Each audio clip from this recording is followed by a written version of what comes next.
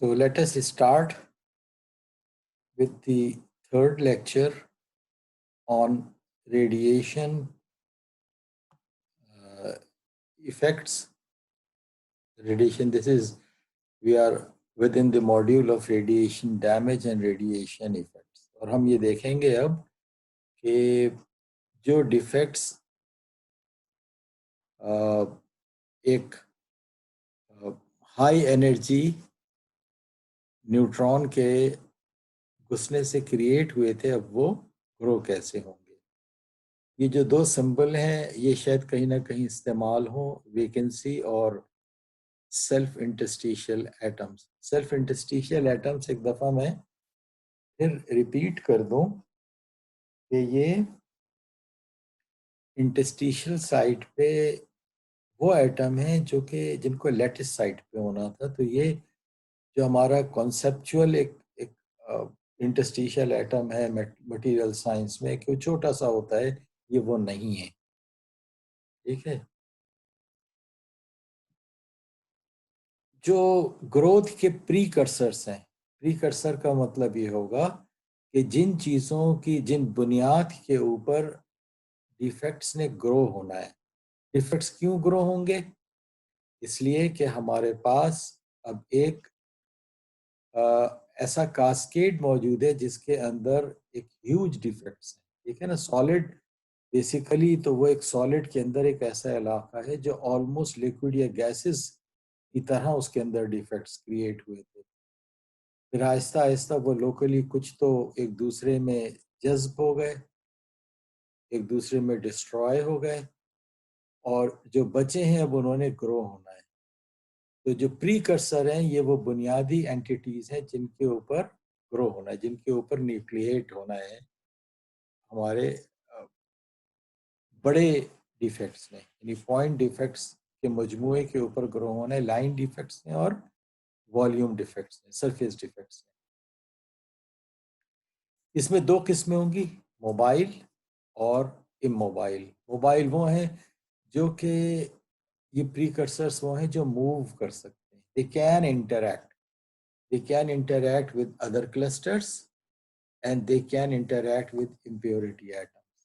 Other clusters concept आप visualise कर सकते हैं आप लोग कि जो हमारे पास डिप्लीटेड जोन बहुत से अलग अलग, हर एक इनकमिंग न्यूट्रॉन अपना क्रिएट कर रहा है और वो आपस में क्लस्टर से इंटरैक्ट करेंगे।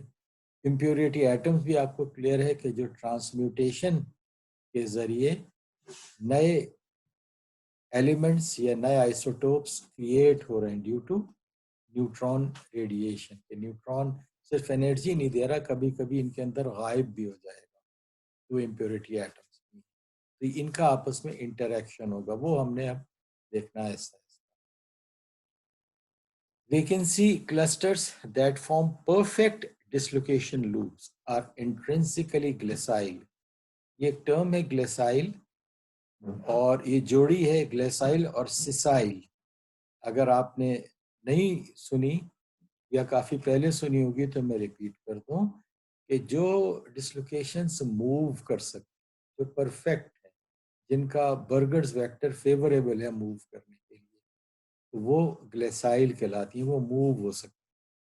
लेकिन जो डिसलोकेशंस में अगर कोई ऐसा डिफेक्ट है या किसी वजह से एक डिसलोकेशन स्प्लिट हो गई है और वो मूव नहीं कर सकती, वो फंस गई है दो मुख्तलिफ सब डिसलोकेशंस में, फॉर एग्जाम्पल, तो उसको कहते हैं सिसाइल, वो फंसी हुई है। जैसे ग्रेन बाउंड्री पे जो डिसलोकेशंस होती हैं वो क्या होती हैं, वो सिसाइल होती हैं, वो मूव नहीं कर सकती, वो मूवेबल डिसलोकेशंस नहीं होती। तो जो मोबाइल है उनमें सबसे बड़ी मिसाल तो डिसलोकेशंस की है, परफेक्ट डिसलोकेशन लूप्स की, तो वो मूव करती हैं। और फिर क्या होता है, formation of dislocation loops and voids occur from defect clusters. ठीक, डिफेक्ट क्लस्टर्स जो हैं अब उन्होंने इसके अंदर अक्यूमुलेट होना है। किसमें अक्यूमुलेट होना है? एक्सटेंडेड डिफेक्ट्स में। दूसरी वो है जो पिन हो जाती हैं, जो मूव नहीं कर सकती, ऐसे भी डिफेक्ट्स होते हैं। फॉर एग्जांपल यहाँ एक मिसाल दी हुई है, इसको कहते हैं stable faulted Frank loop. Basically क्या है, एफसीसी के अंदर ये आपने पढ़ा होगा कि एक एक स्टैकिंग अरेंजमेंट होता है ए बी सी का, कि एक प्लेन के ऊपर दूसरे प्लेन के एटम्स थोड़ा सा शिफ्टेड आते हैं, फिर उस पर थोड़ा सा शिफ्टेड आते हैं, और फिर ए पैटर्न जो है वो उस पर बी और सी के बाद फिर रिपीट होता है। अब लोकली अगर यहाँ पे सेल्फ इंटरस्टिशियल एटम जो कि ऐसे ही हैं, वो आके एक लाइन में जमा हो गए, तो ये स्टैकिंग फॉल्ट है। अब ये स्टैकिंग फॉल्ट जो है वो इतने आराम से मूव नहीं कर सकते। स्टैकिंग फॉल्ट जो है वो यहाँ रुकावट बन जाएगी अब ये, खुद अपने मूवमेंट के लिए भी और दूसरे के मूवमेंट के लिए भी। एक ऐसी फॉल्ट है जिसको क्रॉस उतने आराम से नहीं कर सकता कोई, इतने आराम से एक परफेक्ट लैटिस को कर सकता है। This is one of the examples. इसी तरह से metastable arrangements of self interstitial atoms जो कि अपने आप को किसी ग्लेसाइल फॉर्म में ऑर्गेनाइज नहीं कर पाते, मिसाल ये है। इसके अलावा भी तो वो क्या है, वो होते हैं जो पिंड हो जाते हैं। अच्छा, जो पिंड हो गए, जो हिल नहीं सकते, ये क्या करते हैं, ये they act as precursors to extended defect. ये अपनी जगह खड़े हैं, बाकी डिफेक्ट आके इसमें मिलेंगे। कौन से मिलेंगे, जो ग्लेसाइल होंगे वो मिलेंगे, जो पॉइंट होंगे आसपास वो मिलेंगे। ठीक, तो हम कहा किस तरफ जा रहे हैं हम, from point defects to extended defects. Nucleation and growth of dislocation loops, a clustering process of one type of defect in the presence of the other। हमारे पास अब इसके मुख्तलिफ क्या है मरहले हैं कि कैसे डिसलोकेशन लूप्स डेवलप होते हैं। पहले, सबसे पहले ये फॉर्म होती है। फॉर्म कैसे होती है कि जब वेकेंसी या सेल्फ इंटरस्टिशियल एटम जो है वो एक एक पैटर्न में आके किसी एक तरह जमा होना शुरू हो जाए, एक प्लेन में लाइन में जमा होना शुरू हो जाए। याद है जो हमने 8 डिफेक्ट्स रिकॉग्नाइज किए थे पिछले लेक्चर में, उसमें हमने इंटरस्टिशियल टाइप डिसलोकेशन लूप्स भी देखी थी और वेकेंसी टाइप भी देखी थी। चाहे वेकेंसी टाइप हो चाहे इंटरस्टिशियल टाइप हो, वो लूप्स में क्लस्टरिंग हो जाती है। अब ये क्या बन गया, ये न्यूक्लियस बन गया, एक फॉर्म हो गई, एक बुनियाद ग्रो होने के लिए। और फिर इसमें आके अगर वेकेंसी में वेकेंसी वाले या सेल्फ इंटरस्टिशियल में सेल्फ इंटरस्टिशियल वाले आके जमा होते रहेंगे, तो इसका साइज बढ़ता रहेगा इस लूप का। और फिर क्या है, जिस तरह प्रिसिपिटेट में होता है, एक क्रिटिकल साइज होता है कि अगर कम है वैकेंसीज तो वैकेंसीज बिखर जाएंगी, वो डिसॉल्व हो जाएगी लूप। जैसे प्रिसिपिटेट क्रिटिकल से छोटे हो तो वो सस्टेन नहीं करते, वैसे यहाँ भी है। और अगर एक दफा ये क्रिटिकल से एक्सीड कर गए तो अब इनका जाया होना पॉसिबल नहीं है, अब सिर्फ यही है कि ये ग्रो होंगे। growing from what, from incoming fluxes of defects। Fluxes तो आते रहेंगे ना, मटेरियल तो एक अरसे तक न्यूक्लियर रिएक्टर में एक्सपोज रहेगा रेडिएशन से। और उसके बाद क्या है कि ये स्टेबल रहेंगे और फिर इनका आपस में इंटरेक्शन शुरू होगा। ये इनकी स्टेबिलिटी, जैसे जैसे ये औरों को मिलाते रहेंगे वैसे जैसे इनका खत्म होना मुश्किल, इनका स्टेबलाइज होना आसान हो जाएगा जैसे जैसे ये बड़े होते रहेंगे। एक ये डिफरेंस है, किसमें डिफरेंस है कि सेल्फ इंटरस्टिशियल लूप्स जो होती हैं they are created in an easier way compare to vacancy. इनका बनना आसान क्यों होता है कि इनकी एनर्जी बहुत ज्यादा है वेकेंसी के मुकाबले में। क्यों ज्यादा है, आपको पता है कि इंटरस्टिशियल साइड पे बैठे हैं और है लैटिस की, तो एनर्जी ज्यादा है, तो इसलिए ये आराम से मिल जाएंगे और अपने ये एक न्यूक्लियस बना लेंगे, एक डिसलोकेशन लूप ये अपनी बना लेंगे। Less sensitive to vacancy involve, किसी वैकेंसी का आके इनको तोड़ देना मुश्किल है, किसी वैकेंसी का किसी सेल्फ इंटरस्टिशियल से टूट जाना रिलेटिवली आसान। ठीक है, ये क्लियर है ये बात कि अगर इनका एक जमघटा एक जगह आ गया एक पैटर्न में, तो एक वैकेंसी आके इनके जमघटे को डिस्टर्ब कर दे वो मुश्किल बात है। लेकिन वैकेंसी का कहीं जमघटा होगा और एक सेल्फ इंटरस्टिशियल भटकता हुआ आ जाए और एक उसकी साइट को ऑक्यूपाई कर ले, वो रिलेटिवली आसान है। ठीक है, defects maintain a dynamic balance अब क्या हो रहा है कि डिफेक्ट्स क्रिएट भी हो रहे हैं और डिफेक्ट्स खत्म भी हो रहे हैं। इस तरह हमने एक स्पाइक देखी थी ना, अब ये स्पाइक्स तो मटेरियल तो रिएक्टर में लगा हुआ है, कहाँ लगा हुआ है, कई जगह लगा है। फॉर एग्जांपल फ्यूल ट्यूब्स जो हैं वो स्टेनलेस स्टील के होते हैं, जो हाई टेम्परेचर न्यूक्लियर रिएक्टर्स होते हैं। जो liquid metal fast breeder reactors हैं फॉर एग्जांपल, उसमें यूरेनियम ऑक्साइड की जो फ्यूल है वो स्टेनलेस स्टील के ट्यूब्स में, क्योंकि ऑपरेटिंग टेम्परेचर ज़्यादा है उनका, उनको एल्यूमिनियम बर्दाश्त नहीं कर सकता, तो स्टेनलेस स्टील में। अब बाकायदा उसके अंदर अब क्या हो रहा है, उसके अंदर डिफेक्ट्स क्रिएट होते जा रहे हैं। उस न्यूट्रॉन्स आते हैं, उनको डैमेज करते हैं। तो एक डिमांड डायनामिक बैलेंस है कंसंट्रेशन ऑफ डिफेक्ट्स के बढ़ने का और उनके आपस में मिलकर और एक दूसरे को खत्म करने का। एक थर्मल इक्विलिब्रियम कायम हो जाता है। और दूसरी चीज क्या है कि ये जो कंसंट्रेशन है ये उस इक्विलिब्रियम से ज्यादा होता है, उस इक्विलिब्रियम से ज्यादा होता है जो कि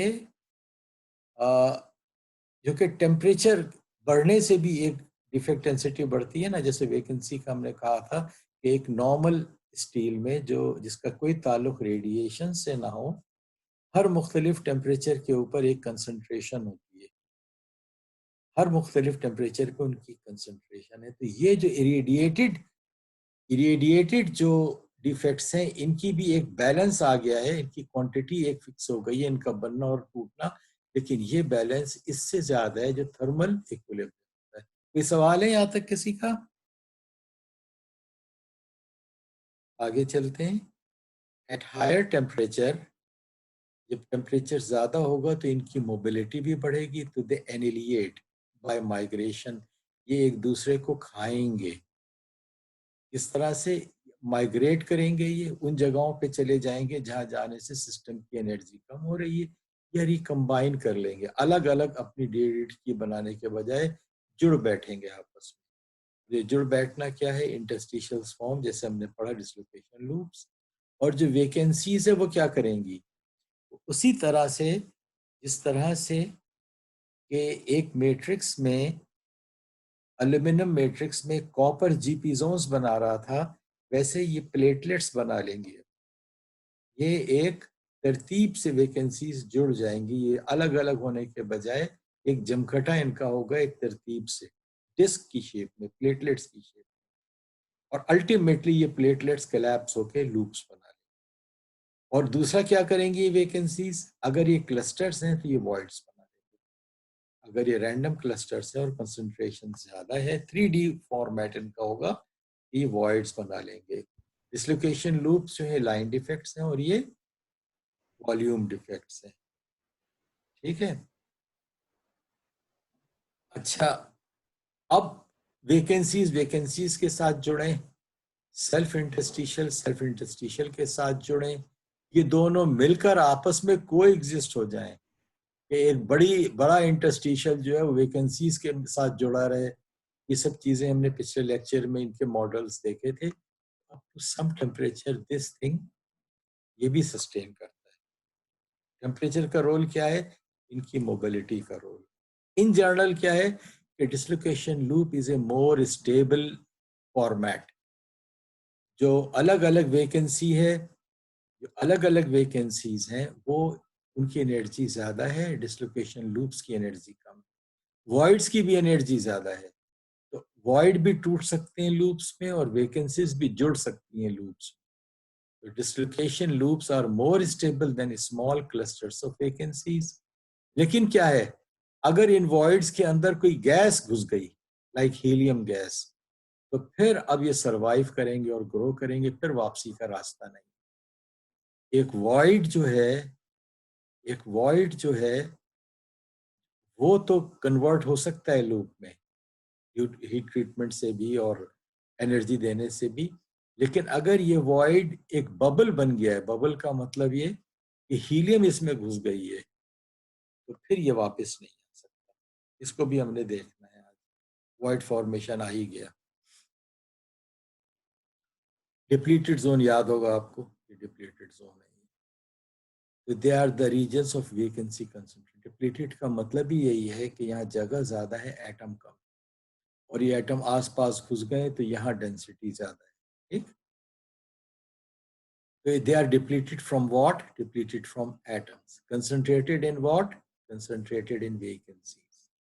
जब ये बड़े होंगे, अगर इनका साइज बड़ा होगा तो यही चीज कन्वर्ट हो जाएगी, यह कहलाएगी वॉइड्स। और वॉइड्स का क्या, वॉइड्स का आगे क्या होना है फिर? वॉइड्स ने जब ग्रो होना है तो स्वेलिंग होगी।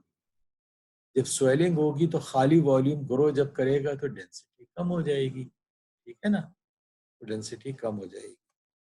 एक और फिनोमेना यहाँ दिखाया हुआ है इन्होंने। वो फिनोमेना क्या है कि ये न्यूट्रॉन आ रहा है, इसने यहाँ आकर इस एटम को हिट किया, इसको हिट किया और इस एटम में घुस गया। वो घुस गया तो अब क्या हुआ कि अब ये वो वाला एलिमेंट नहीं रहा, एक न्यूट्रॉन ऐड हो गया एलिमेंट में। तो ये रिएक्शन जो है किस टाइप का है? ये ऐसे ही है जैसे बोरॉन या निकल या आयरन जो है, इनके अंदर एक न्यूट्रॉन घुस जाए और फिर न्यूट्रॉन घुसेगा तो ये डिस्टेबलाइज हो जाएंगे, और उसमें से फिर इन दोनों को मिलाएंगे तो क्या होगा? एटॉमिक मास, एटॉमिक नंबर जो होगा, मास सॉरी, एटॉमिक मास 11 हो जाएगा। उस जो 11 मास हुआ है, अब वो उसमें से एक अल्फा पार्टिकल जिसका एटॉमिक मास 4 है वो निकलेगा और एक नया एलिमेंट लिथियम बन जाएगा। ये एक रिएक्शन है, न्यूक्लियर रिएक्शन। तो यहाँ पर क्या हो रहा है कि अब इसमें ये घुस के इसने लिथियम बना लिया, और यहाँ से जो ये अल्फा पार्टिकल था वो अल्फा पार्टिकल निकल के आ रहा है। ये अल्फा पार्टिकल बेसिकली क्या करेगा? इलेक्ट्रॉन्स लेगा और ये हीलियम बन जाएगा। 4 है ना इसका मास। तो अगर ये चीज यहाँ वॉइड में आ गई तो फिर यहाँ हीलियम गैस जमा होनी शुरू। इस किस्म की transmutation it produces helium gas. Voids get stabilize into cavities. Void की टर्म इस्तेमाल होती है कि जब ये चीज सिर्फ अकोमुलेशन ऑफ वेकेंसी हो और बड़ा साइज हो, स्टेबल हो जाए। ठीक, large depleted zones are voids. अगर इनमें हीलियम घुस गई तो इसको हम कैविटी कहते हैं, फिर ये स्टेबलाइज हो जाएगी, फिर ये एक इररिपेयरेबल लॉस है। ठीक, कैविटीज आर स्टेबल, और अनीलिंग कैविटीज को नहीं खत्म कर सकती, अनीलिंग वॉइड्स को खत्म कर सकती है। वॉइड्स टूट सकते हैं किसमें? डिसलोकेशन लूप्स में टूट सकते हैं। दूसरा मिसाल है, पहले मिसाल बोरॉन की थी, ये निकल की मिसाल देख लीजिए। निकल का यहाँ पर क्रॉस सेक्शन है और ये उसकी एनर्जी वाइज इनकमिंग न्यूट्रॉन की एनर्जी है। तो इन दोनों का एक ना एक एब्जॉर्प्शन क्रॉस सेक्शन है, कोई ना कोई, दोनों का। निकल नॉर्मली जो 58 होता है वो 59 में कन्वर्ट हो जाता है। 59 भी एब्जॉर्ब कर सकता है, वो एब्जॉर्ब करता है तो वो आयरन में कन्वर्ट होता है और एक अल्फा पार्टिकल निकालता है। ये अल्फा पार्टिकल हीलियम में कन्वर्ट हो जाता है। In terms of this format equation हम ऐसे भी लिख सकते हैं। तो अगेन निकल जो है वो किस में कन्वर्ट हो रहा है? वो हीलियम। सही है। मिसालें किसकी हैं ये? बोरॉन भी हमारा ऐसा मटेरियल है जो इस्तेमाल होता है रिएक्टर्स में। कहाँ होता है? As a poison, as a control. और निकल का इस्तेमाल होता है अगर हमारे जो कूलिंग पाइप्स हैं या फ्यूल का जो फ्यूल ट्यूब्स हैं, जो हमने पढ़ी थी कि नॉर्मली जर्कोनियम की होती हैं, high temperature corrosion resistant environment में ये स्टेनलेस की भी होती है, और स्टेनलेस में निकल होता है। ठीक है, आयरन भी होता है, निकल भी होता है। ये टीएम की तस्वीर है कि ट्रांसमिशन इलेक्ट्रॉन माइक्रोस्कोप हमें क्या दिखा रहा है? हमें एक्चुअल 50 नैनोमीटर की ये वॉइड्स दिखा रहा है। किस टेम्परेचर पे? At a relatively high temperature, क्योंकि वॉइड्स बनने के लिए एक मोबिलिटी की जरूरत है। और ये टिपिकल जो liquid metal fast breeder reactors हैं, ये उनका ऑपरेटिंग टेम्परेचर इसी रेंज में है। Liquid metal fast breeder reactors. कौन से स्टील इस्तेमाल हो रहा है इसमें? SS400। ये बेसिकली मार्टेनसिटिक स्टील है। हम पढ़ेंगे कि मार्टेनसिटिक स्टील जो है उनका बिहेवियर ऑस्टेनिटिक स्टील्स के मुकाबले में बेहतर होता है, अगरचे मेजॉरिटी ऑस्टेनिटिक इस्तेमाल होते हैं करोजन की वजह से, लेकिन as far as void formation is concern martensitic जो है ये रेजिस्टेंट होते हैं। क्यों होते हैं? सोचिए ज़रा आप, अभी एक दो स्लाइड बाद इसको डिस्कस करेंगे कि मार्टेनसिटिक क्यों वॉइड फॉर्मेशन को रेजिस्ट कर सकते हैं। बेसिकली इनमें हाई क्रोमियम और मैंगनीज होता है और हायर कार्बन होता है। कार्बन क्या करते हैं? मार्टेनसाइट को स्टेबलाइज करता है। तो fast neutron irradiation at high temperature में result in void swelling. Void swelling कब होगी? जबकि वॉइड के अंदर क्या घुसेगा? जब वॉइड के अंदर हीलियम घुसेगी, और ये material is used as a fuel cladding material, और इसका जो टिपिकल ऑपरेटिंग टेम्परेचर है इस रेंज।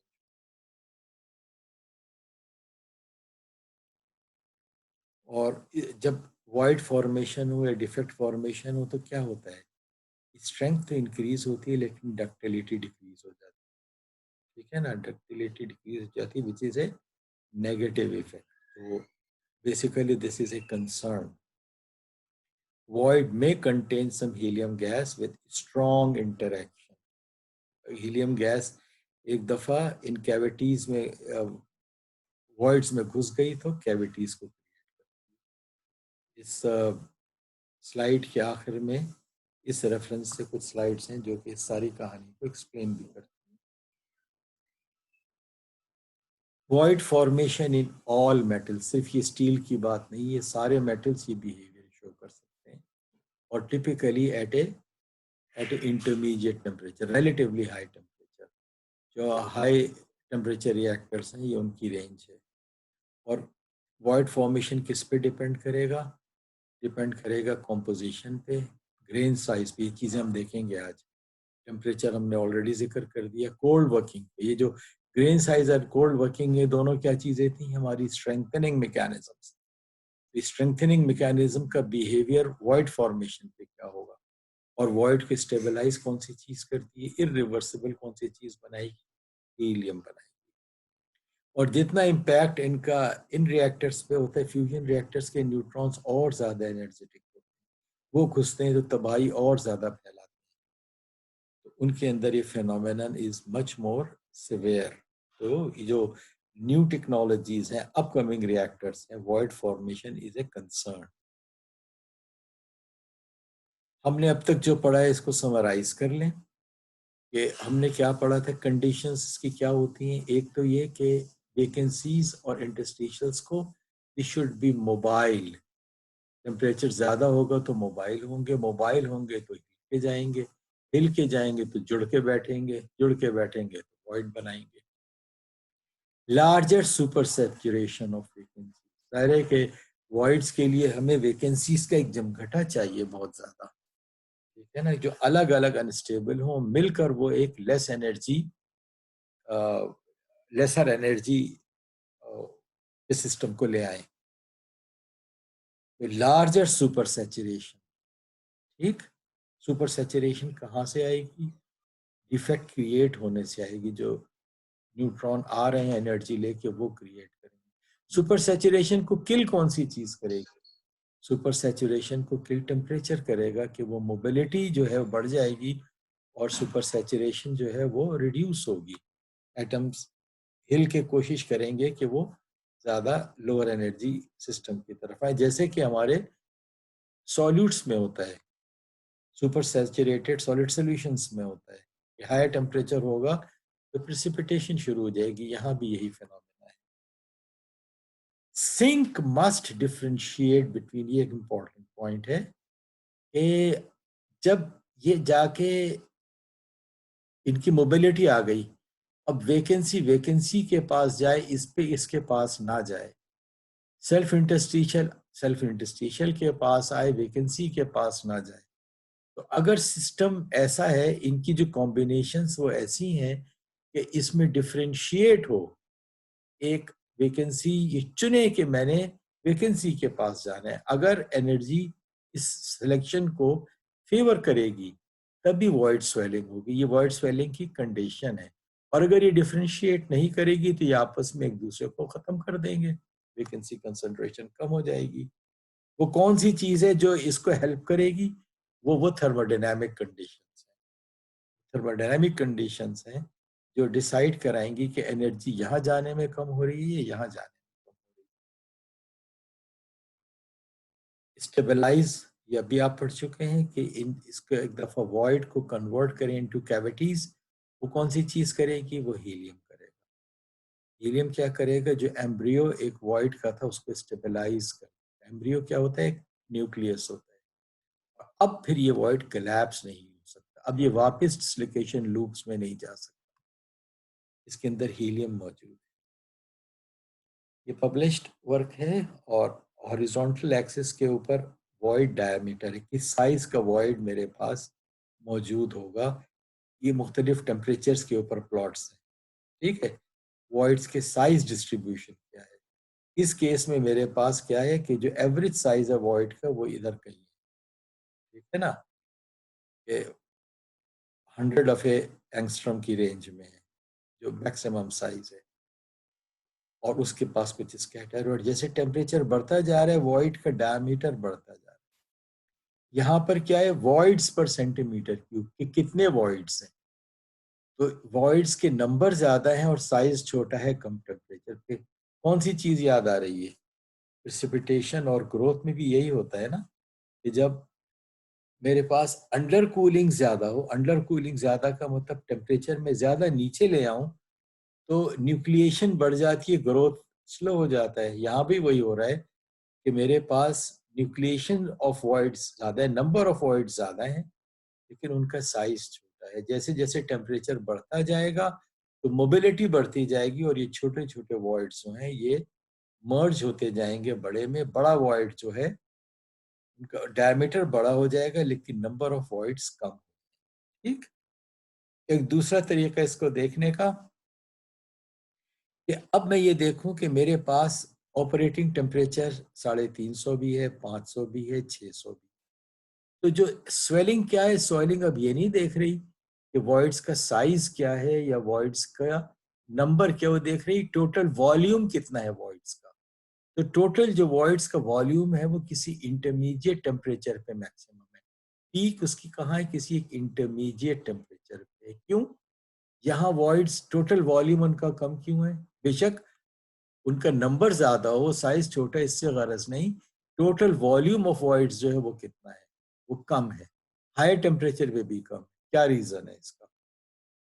यहाँ पर क्या है? मोबिलिटी कम है। वैकेंसीज हिलेंगी तो कहीं मिले के वॉइड बनाएंगे ना, हिलेंगी तो वॉइड बनाएंगी, तो यहाँ उनको हिलना मुश्किल है, इसलिए टोटल वॉल्यूम ऑफ वॉइड्स कम है। यहाँ क्या है?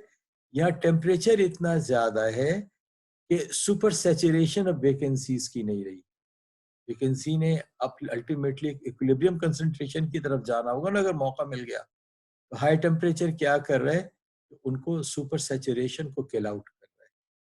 तो लो टेम्परेचर पे लो डिफेक्ट मोबिलिटी, और हाई टेम्परेचर पे the vacancies they approach there equilibrium concentration. Super saturation जो है यहाँ पर कम होती जा रही है। ठीक, जिसका हमने कहा था कि हम इसको भी टच कर लेते हैं कि जो मैकेनिज्म्स हमने स्ट्रेंथनिंग की पढ़ी थी, हमने स्ट्रेंथनिंग की मैकेनिज्म्स पढ़ी थी, उनका असर वॉइड फॉर्मेशन पे क्या हो रहा है। ठीक, कोल्ड वर्किंग और ग्रेन साइज।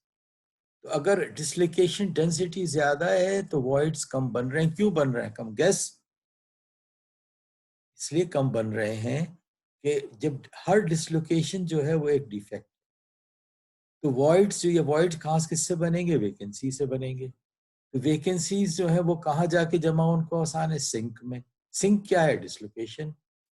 तो जब डिस्लोकेशन ज्यादा है तो जगह जगह सिंक मौजूद हैं, बजाय इसके कि मेरा जो वैकेंसी है वो दूर जाए, जमा हो और वॉइड बनाए, वो करीबी डिस्लोकेशन मिल जाएगी उसको, और उसके अंदर वो जज्ब हो जाएगी, लॉस हो जाएगा उसका। तो स्मॉल ग्रे कोल्ड वर्किंग किसको सपोर्ट कर रही है? कोल्ड वर्किंग वॉइड्स को डिस्करेज कर रही है। It is a good sign cold working strength भी देती है और कोल्ड वर्किंग वॉइड फॉर्मेशन को भी डिस्करेज कर रही है। ग्रेन साइज के मुतालिक क्या गैस है? ग्रेन साइज छोटा होगा तो क्या होगा? ग्रेन साइज छोटा होगा तो ग्रेन बाउंड्री ज्यादा होंगी या नहीं? ज्यादा होंगी। ज्यादा होंगी तो क्या होगा? सिंक ज्यादा हो जाएंगे। तो fine grain size inhibits void formation और grain boundary becomes sink of irradiation induced defects. ठीक, क्लियर है? कोई सवाल तो नहीं? Let us move to the purity. ये एक अलग मैकेनिज्म थी, याद है? प्रिसिपिटेशन या प्योरिटी का मतलब क्या है कि मेरे पास हाई प्योरिटी निकल के बजाय मैं निकल की प्योरिटी कम कर दूं, इसमें कोई सॉलिड सोल्यूशन डाल दूं। सॉलिड सोल्यूशन स्ट्रेंथनिंग एक और मैकेनिज्म। या इसके अंदर प्रिसिपिटेट्स क्लियर पैदा हो जाए, कैसे? कोहेरेंट। वो कहाँ है? वो इनकनाल में है। तो ये है सॉलिड सोल्यूशन हार्डनिंग और ये क्या है? ये है प्रिसिपिटेशन हार्डनिंग। ये मैकेनिज्म्स क्या करेंगी? ये भी यही कर रही हैं। आप ये देख रहे हैं कि हाई प्योरिटी निकल में मेरे पास वॉइड फॉर्मेशन का कंसंट्रेशन बहुत ज्यादा है।